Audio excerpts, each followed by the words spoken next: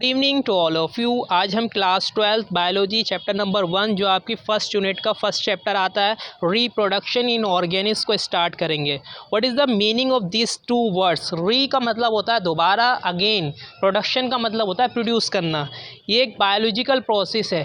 Biological ही क्यों? क्योंकि ये सिर्फ लिविंग ऑर्गेनिज्म के अंदर होता है। आप देखेंगे कि केमिकल और फिजिकल प्रोसेस नहीं कहते, क्योंकि नॉन लिविंग के अंदर रिप्रोडक्शन नहीं होता। रिप्रोडक्शन सिर्फ लिविंग ऑर्गेनिज्म के अंदर होता है, इसीलिए इसे बायोलॉजिकल प्रोसेस कहते हैं। इसके अंदर कोई भी पेरेंट्स होता है वो प्रोड्यूस करता है यंग वंस, ठीक है, जिसे हम ऑफस्प्रिंग या फिर चिल्ड्रन कहते हैं।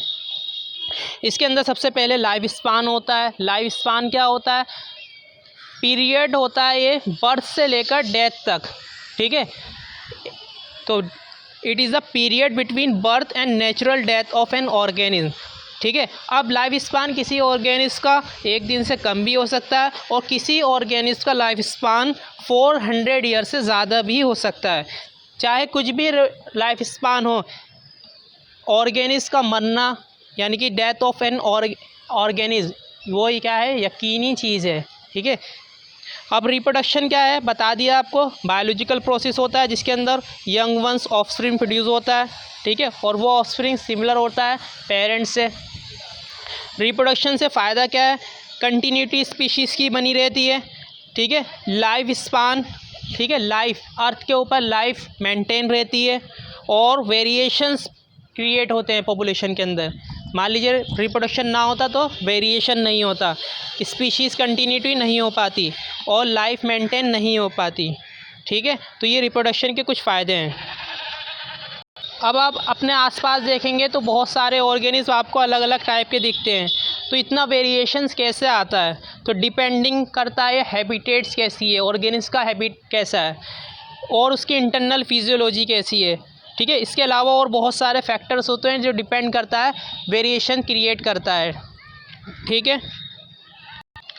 अब रिप्रोडक्शन के अंदर पार्टिसिपेशन एक ऑर्गेनिज्म का है या 2 ऑर्गेनिज्म का हो रहा है। अगर पार्टिसिपेशन एक ऑर्गेनिज्म का है तो उसे हम एसेक्सुअल रिप्रोडक्शन कहते हैं, और अगर पार्टिसिपेशन 2 ऑर्गेनिज्म का है तो उसे हम सेक्सुअल रिप्रोडक्शन कहते हैं। एसेक्सुअल रिप्रोडक्शन के अंदर क्या होता है? ऑर्गेनिज्म प्रोड्यूस करता है ऑफस्प्रिंग, ठीक है, चिल्ड्रन, ठीक है, बाय ओनली सिंगल पेरेंट्स। अगर सिंगल पेरेंट्स से ऑफस्प्रिंग प्रोड्यूस होता है तो उसे हम एसेक्सुअल रिप्रोडक्शन कहते हैं। तो जो ऑर्गेनिज्म एसेक्सुअल रिप्रोडक्शन से प्रोड्यूस होते हैं वो बिल्कुल एग्जैक्ट कॉपीज़ होते हैं अपने पेरेंट्स से, ठीक है। तो एसेक्सुअल रिप्रोडक्शन के अंदर सबसे पहले आता है आपका बाइनरी फिजन, ठीक है। बाइनरी फिजन के अंदर क्या होता है? एक ऑर्गेनिज्म 2 टुकड़ों में टूट जाता है, ठीक है। बाई का मतलब 2 और फिजन का मतलब ब्रेक हो जाना, ठीक है। तो बाइनरी फिजन में क्या होता है? डिवाइड हो जाता है ऑर्गेन इनटू 2 स्प्लिट्स ऑर्गेनिज्म, ठीक है। जैसे आप यहाँ देख सकते हैं अमीबा के अंदर, ठीक है, ये एक ऑर्गेनिज्म है आपका। यहाँ पर क्या हो रहा है? एक ऑर्गेनिज्म से 2 डॉटर सेल्स बन गए, तो इसको हम कहेंगे बाइनरी फिजन।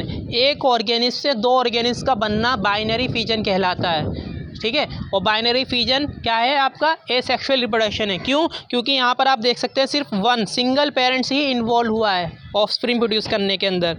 इसके बाद आता है आपका मल्टीपल फिजन। जैसे बाइनरी फिजन के अंदर एक ऑर्गेनिज्म से 2 ऑर्गेनिज्म बन रहे हैं, मल्टीपल फिजन के अंदर क्या होता है?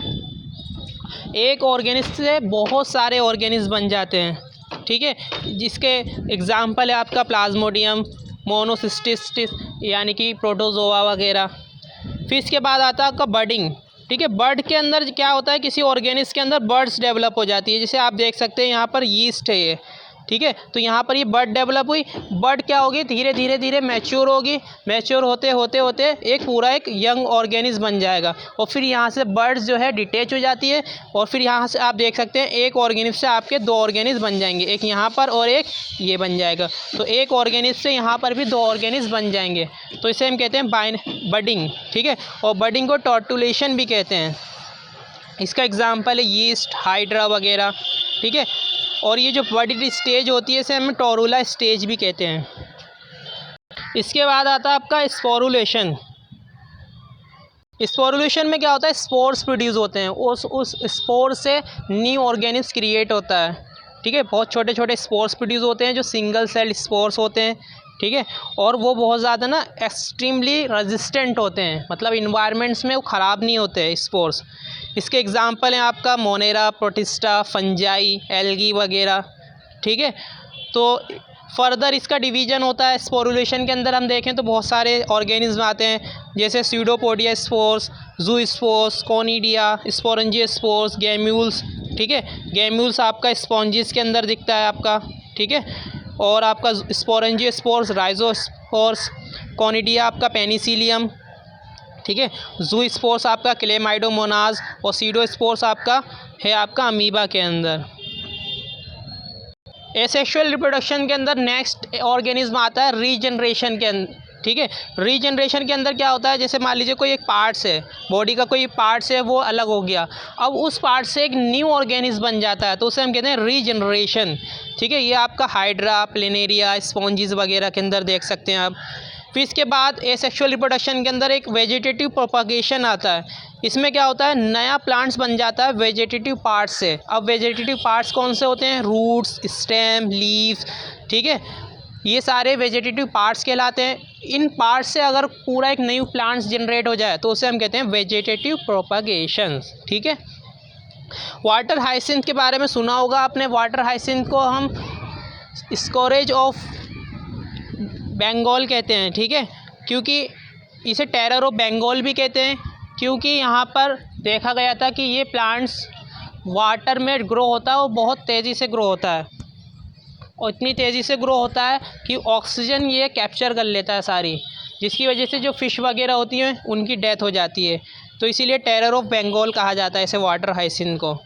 ठीक है, ऑक्सीजन जितनी भी होती है, डिज़ोल्व ऑक्सीजन इसको कैप्चर कर लेता है, जिसकी वजह से जो फ़िश होती है उसको ऑक्सीजन नहीं मिल पाती।